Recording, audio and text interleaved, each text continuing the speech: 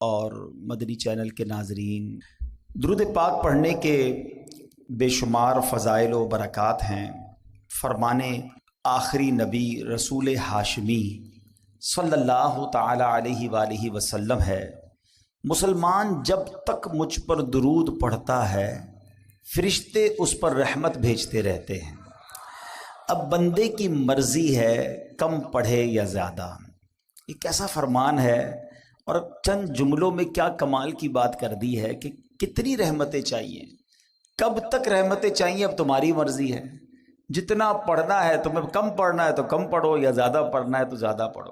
مثال دیتا ہوں، دنیاوی مثال ہے چوٹ کرنے کے لیے، کہ کوئی بندہ آپ کے سامنے کھڑا ہو جائے، ہاتھوں میں اس کے پیسوں کی گڈیاں ہوں، ہزار ہزار کے نوٹ ہوں، کہتا جائے جتنے درود پڑھو اتنے 1000 روپے دوں گا، اب تمہاری مرضی ہے کتنے پڑھنے ہیں۔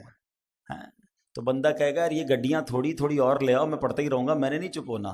ہر درود پر 1000 روپے، وہ ایک درود پڑھے 1000 پکڑا دے، دوسرا پڑھے دوسرے پکڑا دے، تیسرا پڑھے تیسرے پکڑا، اور کتنے پڑھنے ہیں؟ ہم کہیں گے باقی سارے کام ختم، اتنے سارے پیسے مل جائیں گے۔ نبی پاک نے کیا خوبصورت بات کی ہے کہ بندے کی مرضی، جب تک درود پڑھتا رہے گا رحمتیں برستی رہیں گی۔ مجھے سچ بتاؤ، دنیا کے 1000 2000 5000 لاکھ 2 لاکھ